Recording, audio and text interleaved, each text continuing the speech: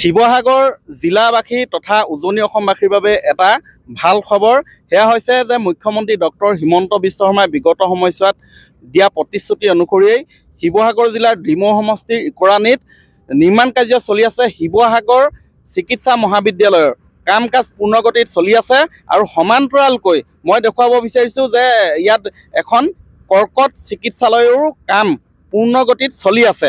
মই পৰিৱেশ দেখুৱাইছোঁ। ইয়াত পুৱা 10 বজাৰ পৰাই নিতৌ ইয়াত পূৰ্ণগতিত কাম কাজ চলি আছে।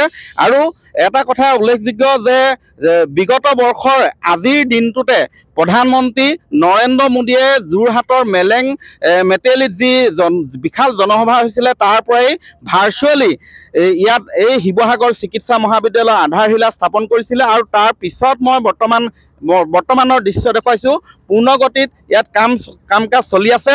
প্ৰায় 125 বিঘা ভূমিত 700 কোটি টকা ব্যয় সাপেক্ষে ইয়াত শিৱসাগৰ চিকিৎসা মহাবিদ্যালয়ৰ নিৰ্মাণ কাৰ্য নিৰ্মাণ কৰিব। আৰু সমান্তৰালকৈ ইয়াৰ কাষতে এখন কৰ্কট চিকিৎসালয় তথা কেঞ্চাৰ চিকিৎসালয়ো নিৰ্মাণ কৰি থকা হৈছে, যাৰ বাবে শিৱসাগৰৰ স্থানীয় ৰাইজ তথা ডিমৌ সমষ্টিৰ ৰাইজো যথেষ্ট উৎফুল্লিত হৈ পৰিছে, কাৰণ প্ৰতিশ্ৰুতি অনুসৰি কাম কাজ চলাই আছে।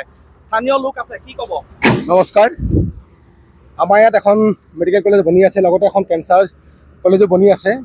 আমি খুব হেপ্পী। আমি আমাৰ এই লোকেল বিধায়ক আমাৰ সুৰেন্দ্ৰ গগৈ ডাঙৰীয়াক ধন্যবাদ জনাইছোঁ। লগতে আমাৰ মুখ্যমন্ত্ৰী ডাঙৰীয়াকো ধন্যবাদ জনাইছোঁ। প্ৰধানমন্ত্ৰী ডাঙৰীয়াকো আমি ধন্যবাদ জনাইছোঁ যে আমাৰ এই অঞ্চলত আমাৰ ৰাইজৰ উপকৃত হোৱাৰ বাবে আমাক এখন কেঞ্চাৰ হস্পিটেল আৰু মেডিকেল কলেজ দিছে। আৰু আমাৰ ইয়াত পূৰ্ণগতি কাম চলি আছে। হয়তো কেঞ্চাৰ হস্পিটেলখন অহা ছেপ্টেম্বৰৰ পৰা আমাৰ পেচেণ্ট চাবৰ কাৰণে ব্যৱস্থা কৰি দিব। আৰু মেডিকেল কলেজ খুব সোনকালে আমাৰ কাম হৈ আছে আৰু খুব সোনকালে আমাৰ পেচেণ্ট চোৱাৰ ব্যৱস্থাটো হ'ব। আৰু আমি খুব উপকৃত হৈছোঁ ইয়াৰ গোটেই অসমবাসী, লগতে আমাৰ শিৱসাগৰবাসী প্ৰত্যেকজন জনসাধাৰণে উপকৃত হ'ব বুলি ভাবিছোঁ আমি। কেঞ্চাৰ হস্পিটেলখন কিমান কোটি টকাৰ? কেঞ্চাৰ হস্পিটেলখন প্ৰায় 200 কোটি টকাৰ কাম চলি আছে। কোনে কৰিছে? এইটো L&T কোম্পানী বুলি এটা কোম্পানী আছে, কোম্পানীয়ে কাম কৰি আছে। এখন গৌতম কনষ্ট্ৰাকশ্যন বুলি এজন মানুহ আছে, তেওঁ কৰি আছে। কাম সম্পূৰ্ণ চলি আছে, খুব জোৰদাৰি চলি আছে। গোটেই ৰাতি কাম চলে ইয়াত। কি ক'ব দাদা? 24 ঘণ্টাই কাম চলি আছে ইয়াত।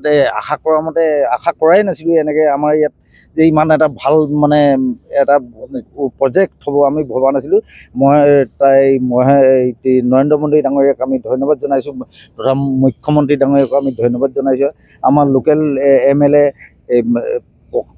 সুশান্ত বৰগোহাঁইদেৱক আমি ধন্যবাদ জনাইছোঁ। হয়, আনন্দ প্ৰকাশ কৰিছে, কাৰণ যোৱা বছৰ প্ৰধানমন্ত্ৰী নৰেন্দ্ৰ মোদীয়ে ভাৰ্চুৱেলি শিৱসাগৰ চিকিৎসা মহাবিদ্যালয়ৰ আধাৰশিলা স্থাপন কৰিছিলে। তাৰপিছত পূৰ্ণগতিত কাম চলি আছে। আৰু ইয়াতে এই চিকিৎসা মহাবিদ্যালয়ৰ যি নিৰ্মাণ কাৰ্য চলি আছে তাৰ কাষতে এখন কেঞ্চাৰ চিকিৎসালয়, কৰ্কট চিকিৎসালয়ৰ কাম প্ৰায় যথেষ্ট কাম হৈছে। আৰু সেইখন অহা বছৰৰ পৰাই তাত আচলতে ৰোগী চোৱা চিতা কৰিব বুলিও জানিবলৈ দিছে। আপুনি বিচৰা বাতৰি পাব কেৱল নিউজ 18 এপত। নিউজ 18 এপ ডাউনলোড কৰিবলৈ স্কেন কৰক এই QR কোড।